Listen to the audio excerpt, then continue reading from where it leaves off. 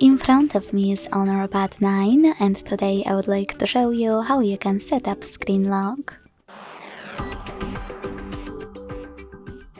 Begin by launching Settings and scrolling down to access Biometrics and Password.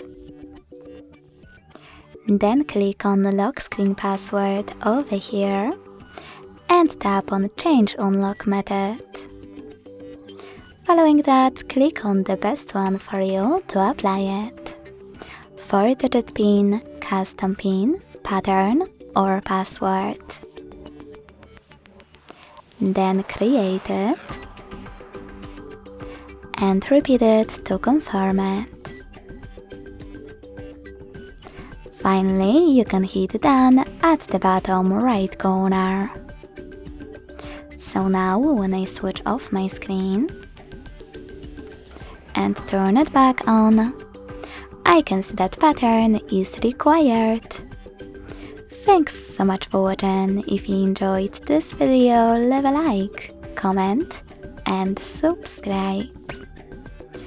Bye!